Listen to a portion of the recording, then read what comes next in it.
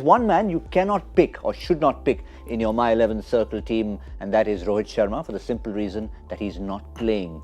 But if you look at the shadow of Rohit Sharma looming over Team India, especially post the World Cup, you can see the impact that he's had. And we've decided to put some numbers together and see India at the 10th over after the World Cup. And Rohit Sharma, how often has he been there in the 10th over and beyond, and therefore what the results have been. And the results basically that we've shown, this is the results for Team India.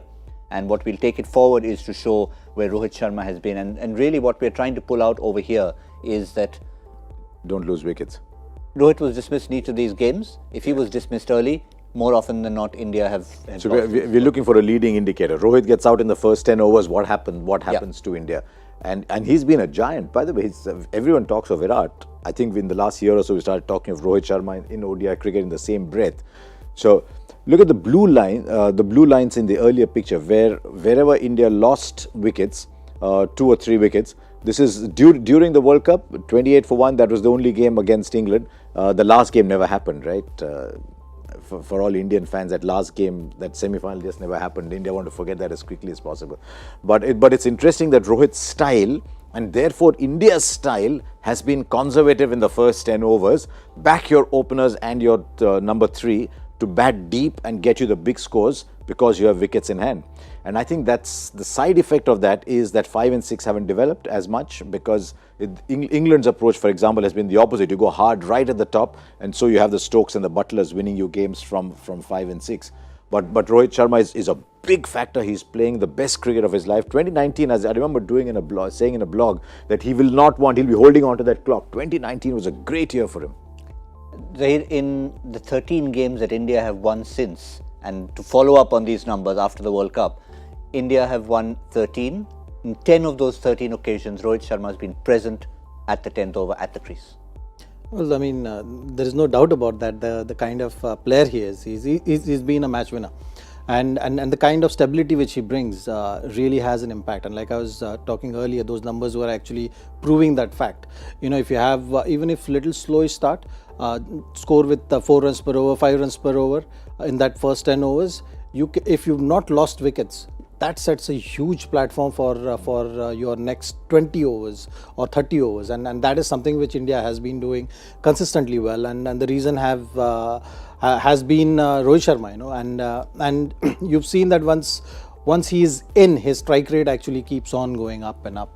So he makes up for that. And what it does in turn, that the bowling lineup is something which is always under pressure. And that really creates opportunities for other batsmen. You know, if as a bowler you are coming into bowl and you're not thinking of wickets, you know, half your job is done, and it makes it that much easier for any batsman to then go out there and capitalize on that. What we've seen from New Zealand bowlers also in that previous game is the lengths and that attacking approach which they have kept resulted in wickets. If wicket had not fallen, soon they had to go back to that defensive field, and then things would have been easier. You've seen it with little older ball. As they had to pull the field back, things got easier for batsmen, and that Rohit has been able to achieve it sheer by his genius and his ability to score runs, but also he's been setting that huge platform for the middle order to come and really have happy days out there in the middle. You know, I just wonder whether Rohit cares too much about field restrictions.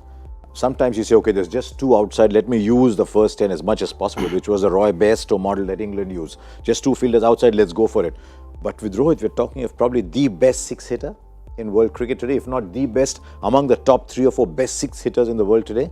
So if he's not got too many runs in the first 10, it doesn't matter to him, because he's hitting the ball over the boundary. You can have 20 fielders if you're hitting 6s, it doesn't matter. So maybe he backs himself so much to be able to clear the boundary and hit the big ones that he doesn't worry too much about going hard in the first 10. And so that's become a template for India. Slightly conservative in the first 10, keep wickets and score at the end. And which is why even in the past, I mean, I know it's almost became a standing joke that if Rohit Sharma was getting to 100 and he's done it of 150 balls, it means a double 100 is in the It's side. possible. It's But there's possible. a reason for that. It's a reason for that because that's his method. Exactly.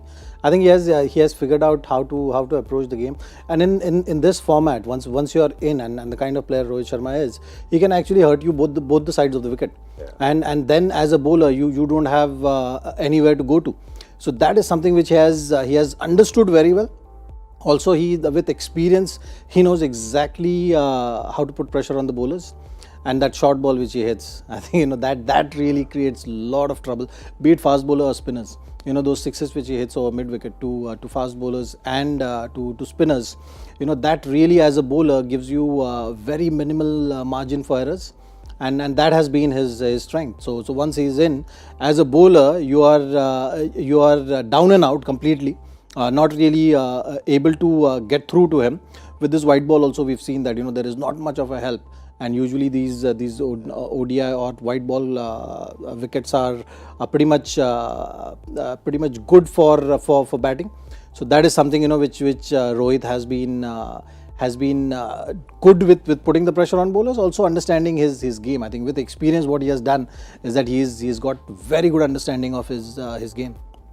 These two play differently. Prithvi Shaw will play differently. He's just a different generation, different player. But Rohit took time to settle in. Don't forget, Rohit took time to settle in. As an opener, not really, but as a player, he did. Yeah. Yes, we went through that phase of he's got all the potential, but when is it going to flower? And it's more than done that.